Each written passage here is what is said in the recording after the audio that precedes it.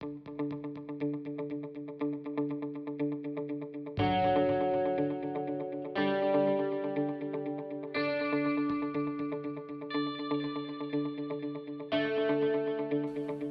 pessoal, tudo bem? Então, eu tô vindo aqui hoje para conversar um pouco com vocês sobre as questões, né, que vocês trouxeram durante a semana. Eu não vou me estender muito, a ideia mais é trazer alguns apontamentos que surgiram entre vários de vocês e que eu achei que era interessante a gente conversar um pouco mais, tá? A primeira coisa que eu queria enfocar aqui é que vocês não precisam necessariamente responder aquelas indagações que eu coloquei, tá? A ideia é, caso vocês não tivessem nada para comentar, vocês podiam utilizar uma delas para falar alguma coisa, né? Servirem como uma forma de inspiração para vocês. Eu fiquei muito feliz com as pessoas que responderam os três, porque eu acho que também trouxe mais elementos para o debate, né? Mas, enfim, só para dizer que no futuro vocês não precisam utilizar aquelas perguntas, né? Como algumas pessoas fizeram, por exemplo, a Camila e o Bruno, né? Então é só realmente para dizer que aquelas perguntas não são necessariamente um formulário, tá? São mais alguma forma de inspiração para vocês terem o que falar. O segundo ponto que eu queria trazer, que eu acho que foi bastante enfocado em algumas perguntas, né, é justamente esse termo de distopia e utopia e como pensar eles, né? Eu acho que essa é uma das grandes questões de por que não necessariamente todos nós somos escritores ou escritoras, né? Pensar e imaginar utopias complexas são difíceis, principalmente em termos de pensamentos críticos, né? Mas eu acho que o que funciona, e eu acho que foi uma das coisas interessantes que foram trazidas, né? É que. E se a gente pensar que o nosso momento atual é uma distopia, né? O que isso engendra na gente? O que isso promove dentro da gente em termos de desconfiança, de inquietude, né? O que isso traz de borramento de fronteiras que nos torna essa questão enquanto algo difícil de se pensar, né? E eu acho que daí nesse sentido fica mais fácil a gente pensar nas distopias, né? Pensar necessariamente o que está longe do que a gente espera, ou do que a gente deseja. Então, eu acho que um pouco dessa noção de distopia e utopia vai nesse sentido, assim, né? Vai no sentido da gente pensar primeiramente, criticamente, o nosso contexto atual, o que nós não gostamos, o que nós gostamos, e a partir disso provocar esse tipo de crítica de uma construção de uma distopia, ou seja, levar o que a gente não gosta ao limite, que eu acho que é o que a Arkwood vai fazer no conto da Aya e os Testamentos, né? Ou então a gente pode levar elas para uma noção de utopia, né? A gente pensar, por exemplo, num mundo onde a gente não vai ter diferenças de gênero e isso vai transformar como as nossas relações, né? Então, esse exercício imaginativo da distopia e da utopia sexual, eu acho que ele faz com que a gente pense melhor quais são as normas de gênero e quais são as formas como a nossa sociedade lida com essas questões, né? E isso leva então ao meu segundo ponto que eu queria trazer com vocês em termos dessas discussões, que é justamente como vários de vocês apontaram uma série de, não diria inconsistências, mas uma série de provocações de como a própria Russ vai utilizar, né, dessas normativas e dessas normas de gênero. Então acho que é muito interessante porque me levou a pensar, bom, será que ela leva a sério demais as normativas de gênero, né? Porque em alguns, eu acho que em vários casos a gente pode pensar que ela reproduz, como a Tamara disse, essa noção de passividade, né, de uma docilidade feminina versus uma agressividade masculina, né? E como a Tamara me fez pensar, não, bom, você tem uma série de homens que não são né, agressivos, assim como você tem uma série de mulheres que são, e você tem esse tipo de deslocamento, né? Mas a gente tem uma normativa de gênero dentro da nossa sociedade que constitui esses locais, né? Para quem tem vontade de pensar um pouco mais sobre isso, existe uma autora que é a False Sterling. ela tem um texto chamado Dualismos em Debate, em debate ou em disputa, não tem bem certo, mas eu vou linkar aqui embaixo. Onde ela vai discutir essas relações, né? E isso faz parte de um texto maior, de um livro maior dela, onde ela vai, por exemplo, demonstrar que no primeiro momento de associação das cores com os sexos, né? O rosa choque foi colocado para o homem, né, para os meninos, e o azul foi colocado para as meninas. Por quê? Porque o rosa choque era entendido como uma cor vibrante, e nesse sentido era entendido como uma cor agressiva. Então fazia mais sentido estar associada aos meninos. E o azul, por ser o azul do céu, o azul turquesa, era um azul calmo e transparecia essa docilidade feminina, né? Depois a gente vai ter justamente uma alteração, né? Absolutamente uh, simétrica nesse sentido, essa inversão, né? Você vai ter o rosa choque para as meninas e o azul para os meninos, trazendo outros componentes, então, para essas questões que não estão necessariamente ligadas à cor em si, né? Essa noção do que a cor expressa, mas a outros sentidos, né? Outras questões mais de ordem prática. Então, quem quiser entender um pouco melhor disso, a False Sterling trabalha bastante com essas questões. Então, nesse sentido, eu fiquei pensando realmente, como a Tamara propôs, de que talvez a Rose levasse a sério demais essas normativas e não problematizasse certas coisas, né? Em alguns dados momentos, ela nos fala que a personagem principal ela participa de duelos. Mas mesmo assim, esses duelos não parecem necessariamente aferir a um tipo de prerrogativa maior, né, sobre, por exemplo, formações de exércitos ou outros tipos de problemas que vão ser colocados em justaposição, né, nesse sentido de uma agressividade natural das mulheres que elas teriam que também lidar com, né? Que eu acho que aqui é a questão, né? Quando a gente pensa em agressividade, a gente fala muito atualmente sobre hormônios e como a testosterona traz essa agressividade para homens e as mulheres não. E daí você tem cientistas tentando comprovar que homens homossexuais teriam menos testosterona e mulheres lésbicas teriam mais, né? E todas essas coisas que no final não se comprovam, mas que tentam, né, transformar esses sentimentos humanos em necessariamente algo de compostos químicos simplesmente, né? Tirando todas essas relações sociais que fazem parte dessas expressões desses sentimentos e dessas construções, né, como a agressividade e a docilidade. E isso leva necessariamente a uma questão que a Milena nos trouxe, que foi como pensar pessoas trans dentro dessa categoria, né? Bom, em primeiro lugar, eu acho que a pauta trans não existia nesse ponto ainda, né?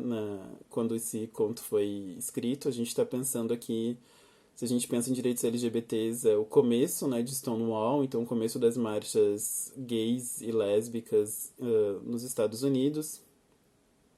A gente ainda não viu nem o boom da AIDS, que vai ser outra questão que vai trazer muita importância para as pautas gays, né, e para as pautas LGBTs de uma forma geral.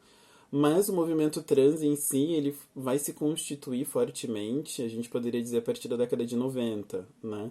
Na década de 70 a gente ainda está lidando com um certo tipo de construção da pauta trans muito demarcada por um viés estritamente psiquiátrico, né? Então, dessas conformações de travestismo, outros tipos de categorias né, anteriores.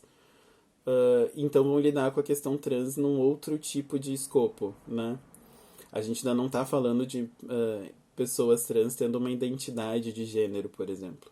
Então, para mim, em termos contextuais, faz sentido ela não ter abordado, né? No sentido de que isso não necessariamente passava dentro dessas pautas, né, maiores. O que não significa dizer que não existiam, né? Pessoas trans existem em termos de luta política desde esse momento, né? Dentro de Stonewall a gente já tinha pessoas que se identificavam como trans e que colocavam isso enquanto uma questão, né? Eu acho que a questão é que não existia isso em termos de movimento maior, né? Assim como pautas gays e lésbicas também não existiam enquanto um movimento maior organizado no sentido como a gente pensa atualmente, né? Essas questões identitárias, elas são muito posteriores a partir de uma noção de um tipo de democracia que se constitui a partir de identidades, né? Então a gente vai ter isso muito mais marcado na década de 80 nos Estados Unidos, por exemplo, e no Brasil muito mais pautado na década de 90, né? Depois da Assembleia Constituinte, então a partir da nova Constituição. Nesse sentido, né, trazendo todas essas questões, não me é surpreendente ela não ter pensado nisso, né, mas eu acho que fica um espaço interessante da gente pensar, né, como que seria, como que a gente pensaria essas questões, né, dentro dessas características. Eu fico pensando, quando a gente não tem necessariamente o binarismo, como que fica as nossas identificações, né, como ficam os nossos tipos de provocações. Por exemplo, a questão de que se nós estamos num mundo só de mulheres, lesbianidade não é uma questão, né? Lesbianidade é uma maneira natural de conceber e se relacionar com, né? De criar famílias, por exemplo, né? Então, nesse sentido, a heteronormatividade, né, como alguns de vocês apontaram, é que seria o diferente, né?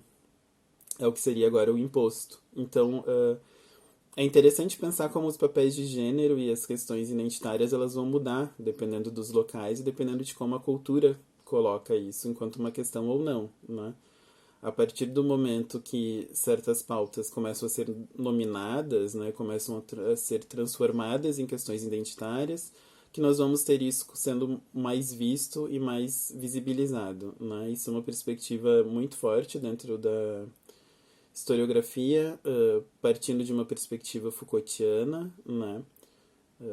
A Judith Butler vai ser uma das que mais vai pautar esse tipo de discussão, né, com os livros mais clássicos dela, como O Problema de Gênero e Undoing Gender. O Undoing Gender ainda não tem tradução no Brasil, mas esse Problemas de Gênero e o Corpos que Importam, né, que são dois livros dela que foram traduzidos no Brasil, vão trabalhar bastante essa questão. Principalmente para quem quiser entender um pouco mais dessa noção de Estado e identificação, né, e essa noção de ir contra o poder, eu diria que O Clamor de Antígona dela seria o livro mais interessante para vocês lerem. Se vocês tiverem interesse, vocês podem me mandar e-mail que eu falo um pouco melhor sobre esse livro, porque ele é de difícil de circulação atualmente. Mas, enfim, eu acho que tem uma série de questões aí que são interessantes da gente pensar, né? Principalmente essa questão identitária, que vai ser o tema justamente da nossa próxima aula, né? A questão da experiência enquanto algo importante quando a gente fala de antropologia e quando a gente fala também de literatura, né? Uh, e nesse sentido, voltando à minha primeira questão, eu achei muito interessante quando vocês disseram, né, sobre isso me afetou, isso não me afetou, porque eu acho que faz parte desse tipo de narrativa, né? A gente pode escolher o livro mais canônico aqui da vida e vocês justamente podem ler e dizer pra gente, nossa, não me afetou em nada, literalmente nada, né? Ele pode ser muito bem escrito, mas não me afetou em nada, né? Então, eu acho que para nós, quando a gente pensou o curso, a gente pensou justamente em textos que pudessem ser provocativos, mas existem textos que realmente não vai existir um texto que seja provocativo para todo mundo, talvez, né? Então eu acho que é interessante quando vocês nos dizem que não provoca nada e por que vocês acham que não provoca nada, porque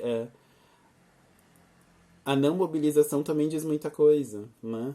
A não mobilização, por exemplo, no caso da Tamara, desculpa estar usando você, mas eu achei muito interessante, foi justamente porque ela trouxe essa questão de que para ela entrava muito ainda dentro de um dualismo de gênero demarcado, né? E isso é interessante de pensar. Eu não tinha pensado necessariamente nesse dualismo de gênero, e ela me fez, pela sua não provocação com o texto, pensar sobre isso. Então acho que isso é interessante também, né? O que não nos motiva também nos diz algo, né? Nos diz algo sobre não só a nós enquanto indivíduos, mas também diz algo sobre a sociedade, talvez, né?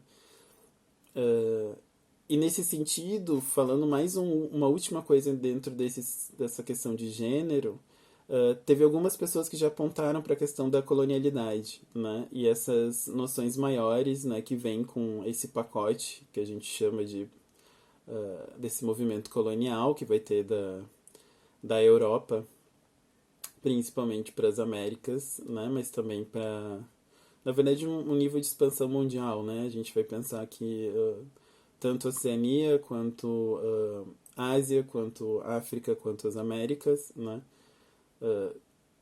Talvez realmente a Rússia tenha sido um dos únicos países que fugiu nesse sentido por outras questões, né? Não foi porque não foi tentado colonializar a Rússia, mas enfim.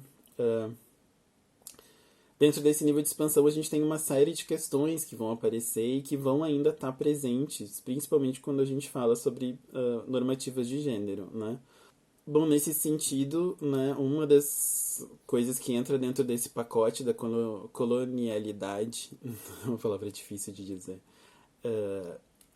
e que entra muito depois dentro dessas normativas de gênero, né, é essa questão salvacionista, que a gente vai ver muito num diálogo masculino, né, principalmente, mas que vai estar dentro de todo um debate histórico, né, religioso, mas também dessa construção do colonialismo europeu, né, que vai trazer essa noção de um salvacionismo, né, a partir dessa descoberta de uma saída da natureza e que vai ir para outros lugares, né.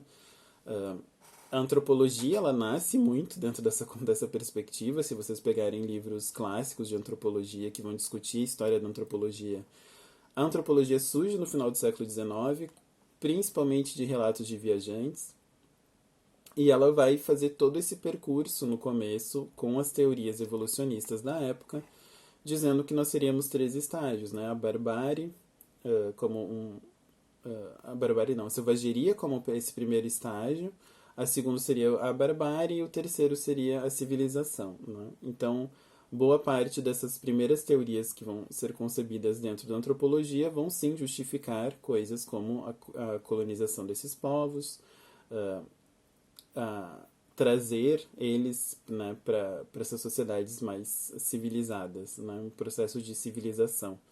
Então, muito dessa noção de salvadora, né, que existe dentro dessas instituições, principalmente iluministas, que vão se transformar a partir de todo um debate com a decolonialidade e todo um debate que vão se abrir a outros tipos de, né, vão se abrir aqui especificamente às vezes a machadadas essas portas, né, com, por exemplo, o feminismo negro, o discurso decolonial, né, discursos identitários, como, por exemplo, as pautas LGBTs. Então, a gente vai ter uma série de outras proposições, né, que vão fazer e vão reabrir esses tipos de discursos iluministas, como o salvacionismo, né, e que vão fazer a gente conseguir repensar esse local de colonialidade, né. Vários de vocês trouxeram questões interessantes nesse sentido e alguns textos.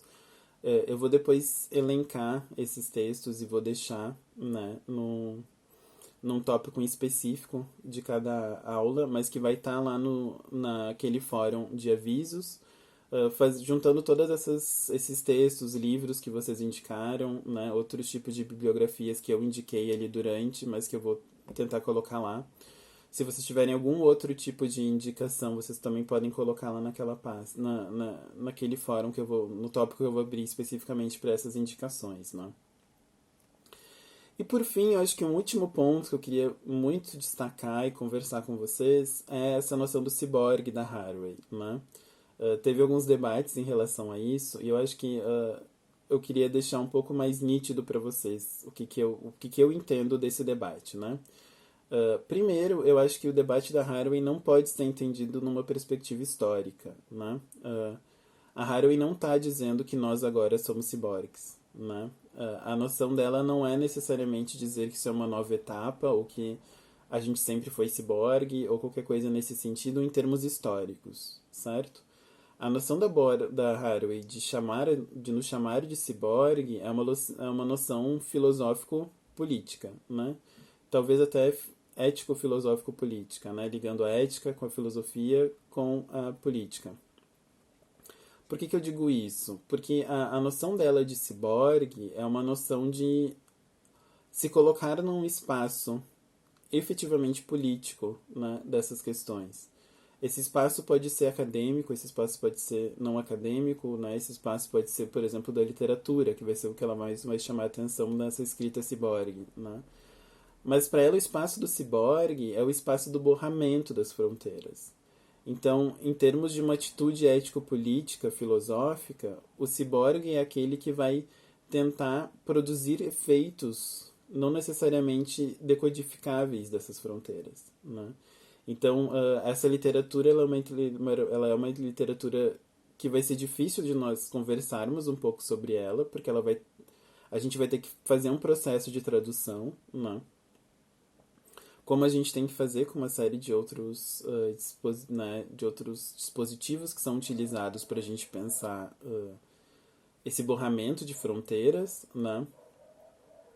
Mas eu acho que para ela é uma potencialidade política por causa disso, porque a gente tem a noção de desconstruir essas fronteiras já delimitadas entre a natureza e a cultura, ou a natureza e a ciência, entre o humano e o não humano, né? Essa possibilidade de ocupar outros espaços. Então, como ela vai definir logo no início do Manifesto Ciborgue, ela vai dizer que o ponto de vista dela é um ponto de vista sarcástico, porque como o sarcasmo vai levar em relação, ele vai brincar, né? Brincar com essas fronteiras, mas ele também é uma blasfêmia, né? E o que eu gosto dela quando ela diz que é uma blasfêmia é porque justamente vai ocupar os espaços que não são permitidos, né? A blasfêmia é fazer o que não é permitido, é de alguma forma brincar com o sagrado. Mas o que ela vai dizer é que a blasfêmia, principalmente quando enunciada, né, quando de antemão já falada que ela é uma blasfêmia, é porque ela leva muito a sério o sistema que ela tá tentando blasfemar, né, ou produzir essa blasfêmia. Não sei se blasfemar seria uma palavra, mas enfim, né? Seria um pouco produzir, né, essa blasfêmia. Para você produzir uma blasfêmia, você tem que necessariamente levar o sistema muito a sério. Eu fico pensando aqui no exemplo de Lutero, né? Que a sua blasfêmia foi traduzir a Bíblia e para fazer um acesso maior aos textos né, que os textos da Bíblia circulassem de uma forma maior entre pessoas que não eram letradas em latim. Isso, do ponto de vista da igreja, era uma blasfêmia. Do ponto de vista do Lutero, também era uma blasfêmia. Mas era uma blasfêmia que levava muito a sério os textos que ele estava, né, produzindo enquanto blasfêmia. Então, essa jogada do Lutero, tanto que criou toda uma outra constituição dentro da igreja, né, uma igreja protestante, ela leva a sério, né? Ela leva a sério uma parte para poder produzir a blasfêmia. E eu acho que a Haraway também, o Ciborgue, ele leva a sério essas questões, né? A gente leva a sério as questões justamente para conseguir produzir uma distopia, no caso que eu estou propondo para vocês aqui, né? Então eu tenho que levar a sério as questões de gênero, eu tenho que levar a sério as questões políticas, eu tenho que levar a sério uma série de considerações para conseguir produzir uma crítica social que seja uma crítica social no lugar do ciborgue, desse lugar onde vai produzir borramentos, né? Para a gente produzir borramentos, a gente tem que levar a sério o processo de separação desses borramentos, né? Eu tenho que levar a sério o processo de separação entre humano e não humano para entender como produzir um borramento, né? Uma fronteira ciborgue ou uma fronteira monstro, né? Então, eu acho que aqui essa noção da Haraway, mais do que a gente pensar o quanto nós éramos ou não éramos ciborgues, ou quanto nós somos mais ciborgues agora do que antes, é entender que o ciborgue é aquele que leva tão a sério essas separações, essas questões, que ele consegue borrar elas. Ele consegue produzir um outro código que não necessariamente vai ser decifrado a princípio, mas que vai surgir um efeito, né, de borramento, um efeito ético, político, filosófico de borramento dessas fronteiras e que produz um tipo de crítica que a gente consegue pensar e a gente consegue produzir a partir dela, né? Então eu acho que é nesse sentido, por exemplo, que a gente pode pensar assim, em distopias atuais, né? Ou que a gente está vivendo uma distopia. Porque certos borramentos que a gente levava muito a sério estão se desfazendo. Por exemplo, o borramento entre o espaço do trabalho e o espaço do lar, o borramento entre a necessidade de contato humano ou não, né?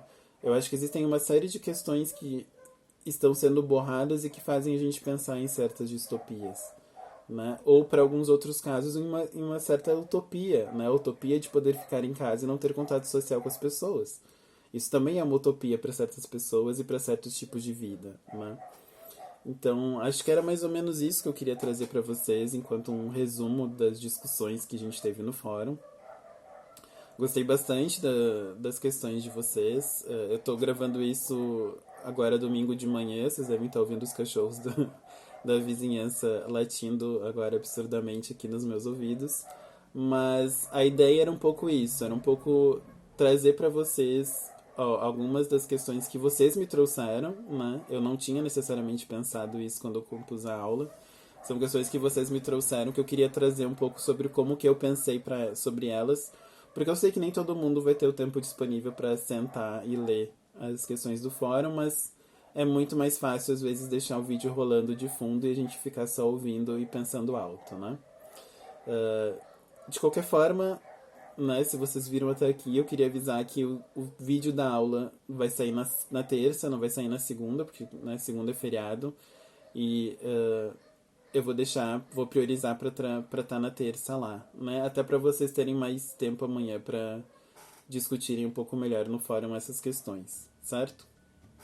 Qualquer coisa me escrevam, tô sempre disponível. E a gente se vê na aula de terça, que vai falar um pouco sobre essas noções de novo de gênero, mas numa vertente mais sobre sexualidade e colonialidade a partir da noção de experiência, certo? Nos vemos lá.